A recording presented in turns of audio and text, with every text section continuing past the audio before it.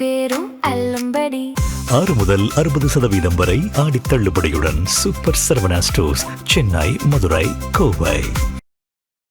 இதில் 25 லட்சம் கொடுத்து வந்திருக்கதா சொல்கிறாங்க.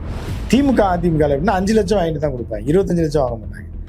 ஏன்னு கேட்டால் இவர் திமுகவில் நீண்ட காலமாக இருந்து போராடி வழக்கறிஞராக இருந்து ஒரு 15 வருஷம் 10 வருஷம் அந்த கட்சிக்கு விசுவாசமாக இருந்து அதில் ரெக்கமெண்டேஷன் லெட்டர்லாம் வாங்கிட்டு வந்து அந்த மாவட்ட செயலாளர் இவரை போடலாம்.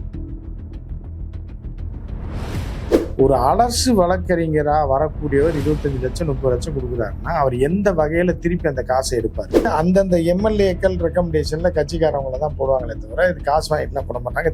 அதிமுகலே அப்படித்தான். ஆனால் இவங்க என்ன பண்ணுறாங்கன்னா இது புது கட்சி அப்படின்னால எவன் காசு கொடுக்குறான்னு ஏழை விட்டுட்டாங்க எல்லாத்தையும்.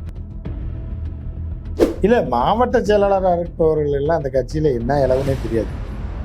பிபினா என்ன, ஏபிபினா என்னன்னு 90% பேருக்கு தெரியாது. அதனால் இவங்களா போய் லெட்டர் கேட்டிருப்பாங்க, நீங்கள் ஒரு லெட்டர் கொடுங்க, நீங்களாம் கொடுக்கலாங்க, கொடுத்தா தானுங்க மாவட்ட செயலாளர் கொடுத்தா தாங்க அந்த பதவி வரணும்னு சொல்லி போய் அவங்கள்ட்ட வம்பா லெட்டர் வாங்கிட்டு போயிருப்பாங்க. குஷியானந்த் பாப்பாப்பில் எனக்கே லெட்டர் கொடுக்குறேன், நீ நானே இன்னும் சம்பாதிக்கல, நீ எனக்கு லெட்டர் கொடுக்குறேன் விழுத்திக்கிட்டு. நீதித்துறையின் மீது நம்பகத்தன்மை போகும் அப்படிங்கிற அச்சம் இருக்குமா நீதித்துறைக்கு? இல்லை, அது நீதித்துறைக்குள்ள இருக்கணும். உங்களுக்கு என்ன பிரச்சனை? டிவிகே கவர்மெண்ட் இந்த மாதிரி விஷயங்களை கையாளுவதில் அவங்களுடைய தன்மை திறன் எப்படி இருக்குது? அதான் 6 மாதம் டைம் கேட்டிருக்காங்கல்ல. 6 மாதம் எல்லாம் நாசமாக போனதுக்கப்புறம் அப்புறம் நம்ம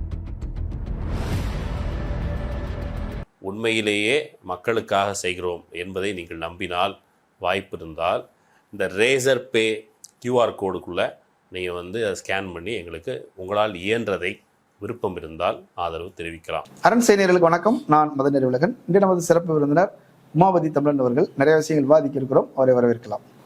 வணக்கம். வணக்கம். சமீபத்தில் அரசு வழக்கறிஞர் நியமனம் அதில் பெரிய அளவில் ஊழல் நடந்தது அப்படின்னு சொன்னாங்க. 5 லட்சத்திலிருந்து 30 லட்சம் வரைக்கும் ஊழல் நடந்தது அப்படின்ற மாதிரி லஞ்சம் கொடுத்து தான் அந்த பதவிகள் வாங்கியிருக்கிறாங்க. கிட்டத்தட்ட 800 பதவிகள் இப்படி தான் நடந்திருக்குது அப்படின்னு சொன்னாங்க. இன்னும் அந்த கேஸை ஞான சௌந்தரி அப்படின்றவங்க கோர்ட்டில் போட்டிருக்கும் போது அவருக்கு ஆதரவாக வந்த வழக்கறிஞர் அவர் சொல்லும்போது என்ன சொல்றாரு, நீங்கள் 120 கோடின்னு இது சுருக்கமாக சொல்றீங்க, இது ஒரு சீட்டுக்கு 20 பேர்கிட்ட காசு வாங்கியிருக்கிறாங்க, ஒருத்தர் இல்லை, ஒவ்வொரு நிர்வாகியும் ஆளுக்கு காசு வசூல் பண்ணியிருக்கிறாங்க, இது பெரிய ஊழல் அப்படின்ற மாதிரி சொன்னாங்க.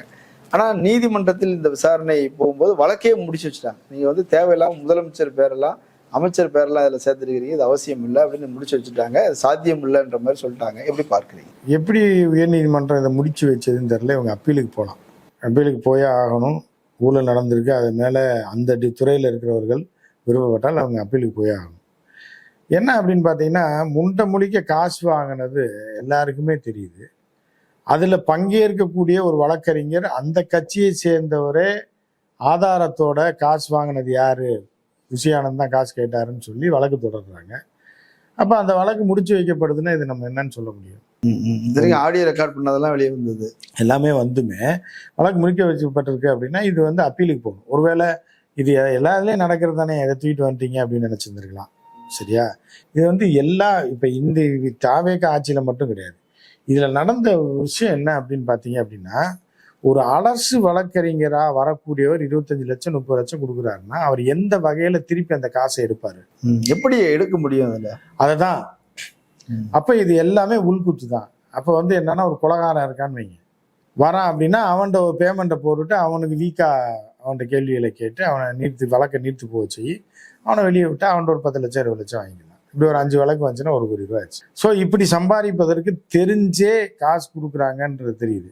இது சரி, இந்த ஆட்சியில் மட்டும் நடக்குதானா? இல்லை. இப்போ நீங்கள் அதிமுக ஆட்சியிலே அப்படி தான் நடக்குது. எல்லா கலைஞர் காலத்துலேருந்து எல்லா காலகட்டத்திலையும் அந்தந்த கட்சிக்காரவங்க தான் பப்ளிக் ப்ராசிக்யூட்டர், ஏபிபியாக இருக்கிறதோ, அரசு தலைமை வழக்கறிஞராக இருக்கிறதோ. ஆனால் ஒரு 10 வருஷம் சீனியர் இல்லை, அது சீனியர் ஜூனியர்ன்றது இதில் இருக்கிறத தாண்டி என்ன ஆகும்னா, திறமை உள்ளவர்களுக்கு கடந்த காலத்தில் எப்படின்னா, இப்போ திமுக ஆட்சியில் காசு வாங்கிட்டு தான் கொடுப்பாங்க, ஏடிஎம்கே ஆட்சியில் காசு வாங்கிட்டு தான் போடுவாங்க, ஆனால் கட்சிக்காரனுக்கு போடுவாங்க. அவர்கள் கட்சி சேர்ந்தவர் இப்போ 5 லட்சம் ஒருத்துன்னு வைங்க. இப்போ இன்னைக்கு இந்த இதில் 25 லட்சம் கொடுத்து வந்திருக்கதா சொல்கிறாங்க. திமுக அதிமுக எப்படின்னா 5 லட்சம் வாங்கிட்டு தான் கொடுப்பாங்க, 25 லட்சம் வாங்க மாட்டாங்க. ஏன்னு கேட்டால் இவர் திமுகவில் நீண்ட காலமாக இருந்து போராடி வழக்கறிஞராக இருந்து ஒரு 15 வருஷம் 10 வருஷம் அந்த கட்சிக்கு விசுவாசமாக இருந்து அதில் ரெக்கமெண்டேஷன் லெட்டர்லாம் வாங்கிட்டு வந்து அந்த மாவட்ட செயலாளர் இவரை போடலாம் அப்படின்னு மாவட்ட செயலாளர் தான் ரெக்கமெண்ட். ஆமாம், மாவட்ட செயலாளர் பார்த்து காசு வாங்கினா உண்டு, காசு வாங்காமல் நிறைய பேருக்கு போட்டிருக்காங்க. எனக்கு தெரிஞ்சா பல திமுக மாவட்ட செயலாளர்கள் கட்சிக்காக உழைச்சா சண்டை போடுவான் திமுக போய் காசு கேட்டான். காசெல்லாம் கேட்க மாட்டாங்க, முதல்ல பெரும்பாலும் கேட்க மாட்டாங்க. அப்படி கேட்டாங்க, கட்சியில் 10 வருஷமா இருந்திருக்கேன், எத்தனை வழக்கு பார்த்துருக்கேன், எத்தனை வழக்கில் இது பண்ணிருக்கேன், ஆஜராயிருக்கேன், எத்தனை வழக்கில் இது பண்ணிருக்கேன், நீங்கள் வந்து எனக்கு போடுங்கன்னு கேட்பாங்களே தவிர என்கிட்ட எப்படி காசு கேட்குறீங்கன்னு கேட்க மாட்டாங்க எனக்கு தெரிஞ்சு திமுகவில். ஆனால் அதிமுகலையும் அப்படிதான் கிட்டத்தட்ட இருக்கும். சரி, ஏதோ செலவுக்கு ஏதோ ஒரு, அதாவது பணமாக வாங்காமல் என்ன பண்ணுவாங்கன்னா, ஏதோ ஒரு மாநாடினா நடக்கும்போது சரி இந்த செலவை நீங்கள் ஏற்றுங்க, இந்த 4 பஸ்ஸை நீங்கள் ஏற்றுங்க. இப்படி தான் திமுக அதிமுகவில் இருந்துச்சு. லஞ்சமாக இருக்காது. இந்த வழக்கறிஞர்ல நீங்கள் 100 பேரை கூப்பிட்டு வந்துருங்க, உங்கள் சார்பில் 200 பேரை ஏற்றிட்டு வந்துருங்க, அந்த செலவை நீங்கள் பார்த்துங்கன்னு. இப்படி தான் இருக்குமே தவிர லஞ்சமாக வாங்க மாட்டாங்க. ஏன்னா அவர்களும் கட்சிக்காக உழைத்தவர்களாக இருப்பாங்க. திமுகவை பொறுத்தளவு 10 வருஷம் வேலை செஞ்சிருப்பாங்க. 10 வருஷம் 15 வருஷம் பார்த்தீங்கன்னா மாவட்ட செயலாளர்கிட்ட சண்டை போடுவாங்க போய். அவர் மாவட்ட செயலாளர் இது தெரியும், இந்தந்த வக்கீல் இந்தந்த வட்டத்தில் இந்தந்த ஏரியாவில் இந்தந்த கோர்ட்டில். இப்போ வேலூர் மாவட்டம் எடுத்துக்கிட்டீங்க, இப்போ பழைய ஒருங்கிணைந்த வேலூர் மாவட்டம் எடுத்துக்கிட்டிங்கன்னா, நான் அங்கே இருக்கும்போதெல்லாம் பார்த்தீங்கன்னா வேலூர் கோர்ட் இருக்கும், டிஸ்ட்ரிக்ட் செஷன்ஸ் இருக்கும், ராணிப்பேட்டை கோர்ட் இருக்கும், வாலாஜா கோர்ட் இருக்கும். ஒவ்வொருத்துக்கும் ஏபிபி போடுவாங்க. அப்போ வந்து அந்தந்த எம்எல்ஏக்கள் ரெக்கமெண்டேஷனில் கட்சிக்காரவங்கள தான் போடுவாங்களே தவிர இது காசு வாங்கிட்டுலாம் போட மாட்டாங்க. அதிமுகலே அப்படி தான். ஆனால் இவங்க என்ன பண்ணுறாங்கன்னா, இது புது கட்சி அப்படின்னால எவன் காசு கொடுக்குறான்னு ஏலம் விட்டுட்டாங்க எல்லாத்தையும்.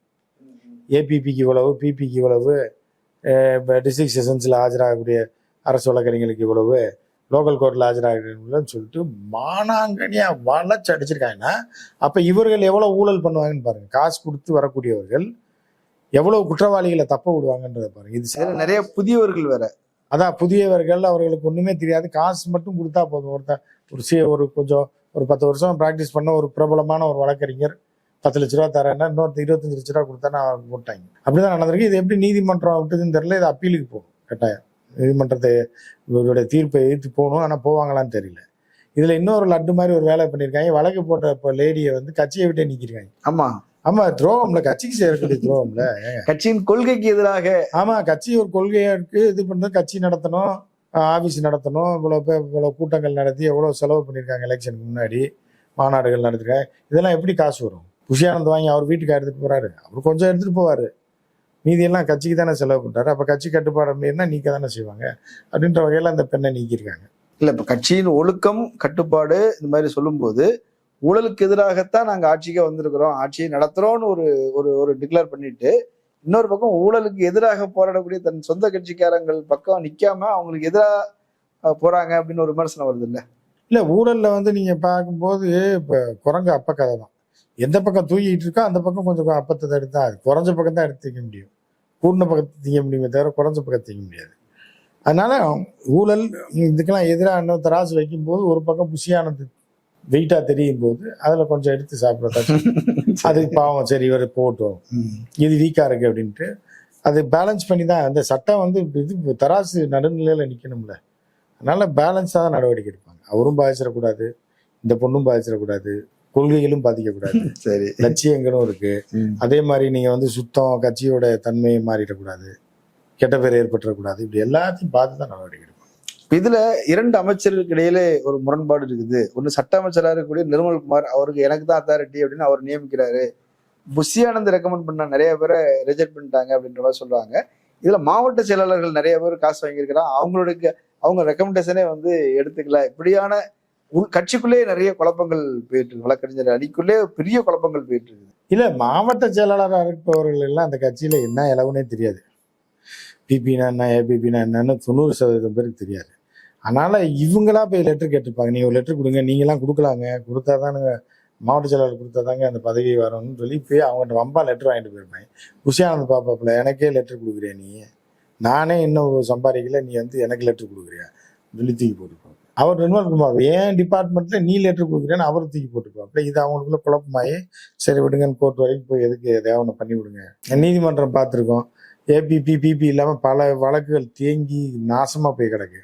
சரி இது வேற இவங்கள வேற பிடிச்சி எல்லாத்தையும் நிறுத்தினோம்னா திருப்பி 1 மாதம் 2 மாதம் ஆகும், 2-3 மாதத்துல கோர்ட்டே கொலாப்ஸ் ஆயிரும்.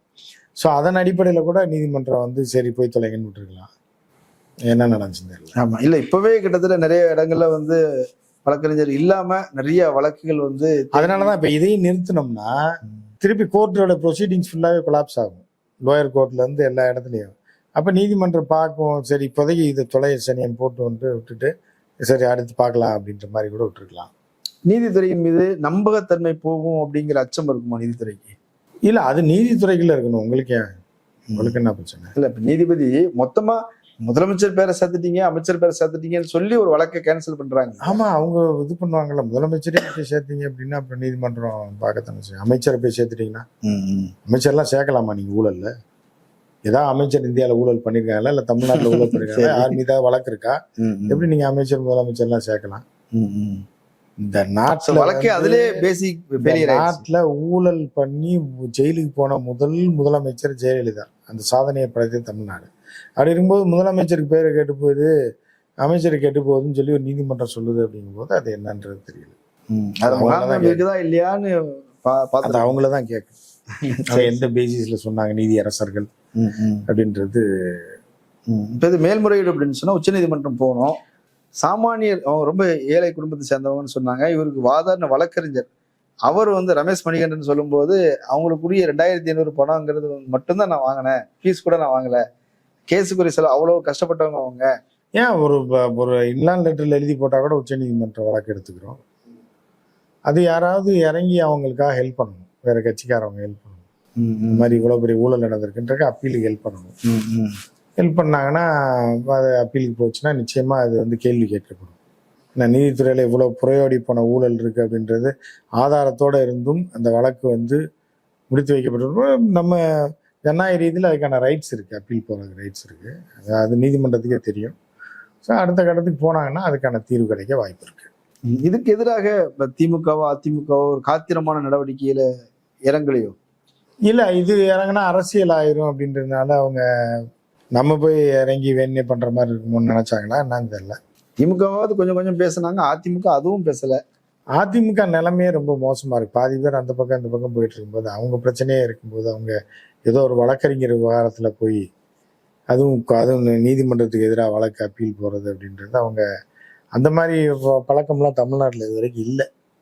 போகணும், அவங்க தான் போகணும், பட் இல்லை அப்படின்றது துரதிருஷ்டவசமானது. மொத்தமா டிவிகே கவர்மெண்ட் இந்த மாதிரி விஷயங்களை கையாளுவதில் அவங்களுடைய தன்மை திறன் எப்படி இருக்குது? அதான் 6 மாதம் டைம் கேட்டிருக்காங்கல்ல. 6 மாதம் எல்லாம் நாசமாக போனதுக்கப்புறம் அப்புறம் நம்ம இது என்னன்றதை நம்ம பார்த்து எவன் மீதி இருக்கான், எவன் தப்பிக்கிறான் பிழைக்கிறான்றதை பார்த்துட்டு அதுக்கப்புறம் அதை பற்றி பேசலாம். சரி, நிறைய முக்கியமான விஷயங்கள் சொல்லியிருக்கிறீங்க. மக்கள் அதை பரிசீலிக்கட்டும். கலந்து கொண்ட கருத்துக்களை பயன்படுத்தி நன்றி. நேரில் மற்றொரு விருந்தினோடு மீண்டும் சந்திக்கலாம். நன்றி. பேரும் அல்லம்படி 6 முதல் 60% வரை ஆடி தள்ளுபடியுடன் சூப்பர் சரவணா ஸ்டோர்ஸ், சென்னை, மதுரை, கோவை. ஆதிரை புத்தக வடிவில் திரைக்கதை புத்தகத்தை பெற டிஸ்கிரிப்ஷனில் உள்ள எண்ணிற்கு வாட்ஸ்அப் செய்யவும்.